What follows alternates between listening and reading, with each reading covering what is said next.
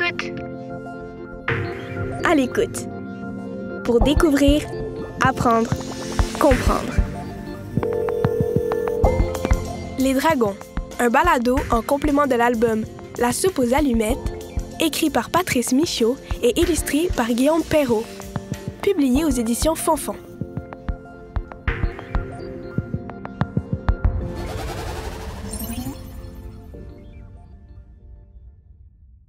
Les dragons. Tu connais ça, toi, les dragons? Tu sais, les dragons, ces créatures mythiques, des sortes de reptiles gigantesques qu'on décrit parfois comme ayant des ailes et crachant du feu. Ah, j'aimerais ça, moi, avoir un dragon de compagnie. Un dragon domestique avec lequel jouer, m'envoler dans le ciel et vivre plein d'aventures. Ah, toi aussi, t'aimerais ça? Ben, chouette! On peut en parler ensemble, alors? Bon, évidemment, les dragons, ça n'existe pas.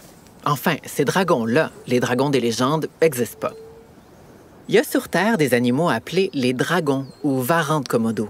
Ils vivent en Indonésie, en Asie du Sud-Est, sur l'île de Komodo. Les dragons de Komodo volent pas et ils crachent pas de feu non plus. Par contre, ce sont de très, très gros lézards qui font plus de 2 mètres de long. C'est à peu près la longueur d'un gros sofa. Les dragons de Komodo ont une langue fourchue avec laquelle ils détectent les odeurs.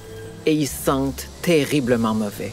Cette odeur répugnante, c'est parce qu'ils sont des animaux charognards qui se nourrissent d'animaux morts, même s'ils disent pas non à une proie vivante. D'ailleurs, le varan, c'est assez dangereux comme animal. Ils se déplacent vite, leur mâchoire est puissante et ils sont un peu agressifs. En fait, si tu as envie d'adopter un dragon, je te déconseille vraiment le dragon de Komodo. Bon, revenons à nos moutons.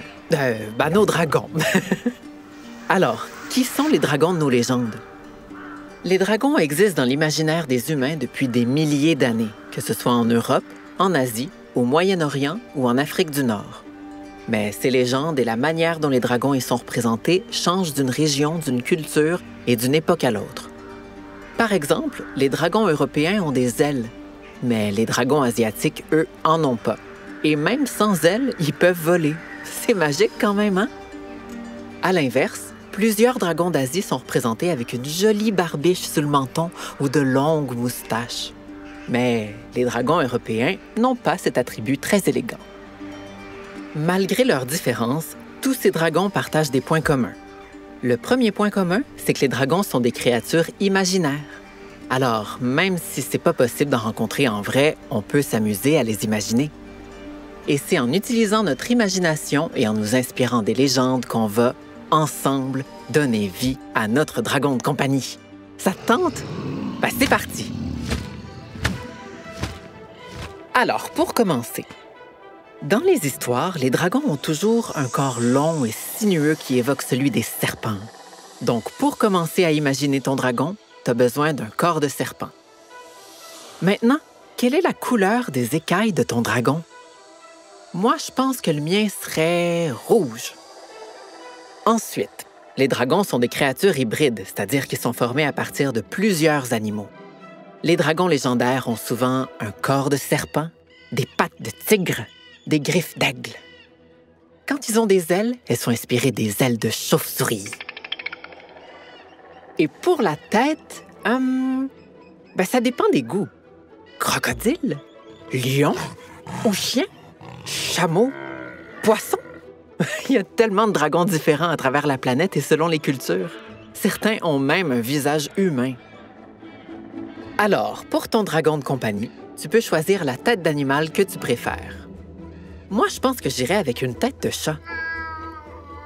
Ensuite, ajoutons quelques ornements à notre dragon.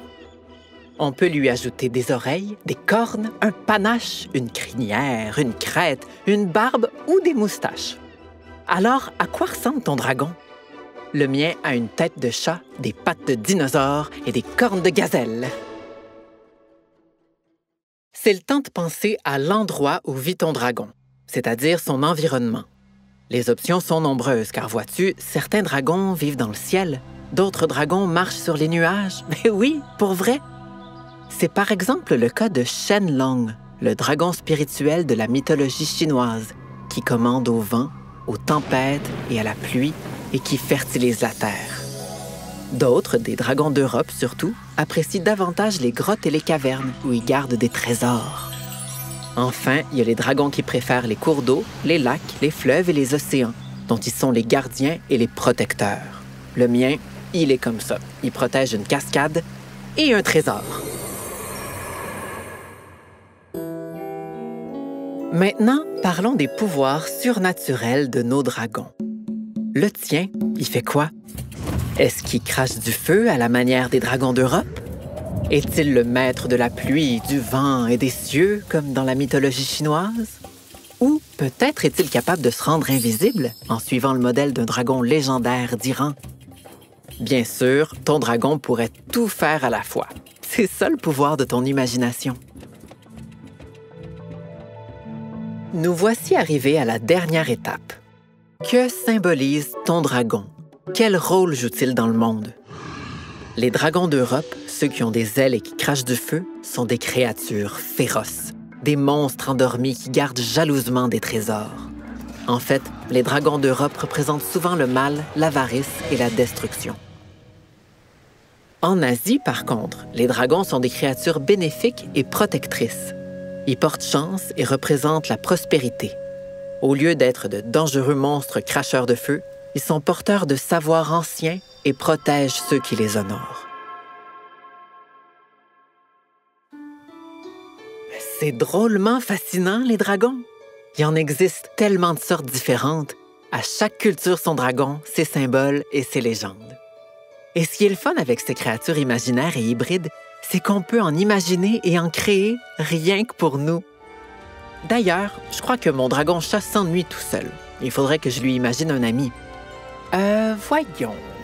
Un corps de serpent, une tête de singe, des pattes de canard et des ailes de perroquet. Il crache du feu et il peut se rendre invisible et il y a des écailles de cristal.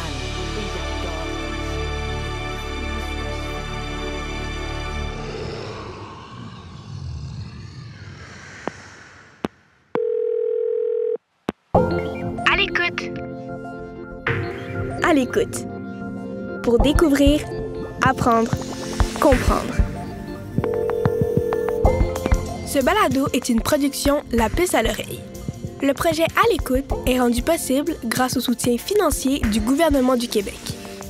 Un texte de Lucie Laumonier avec la voix de Pascal Drevillon.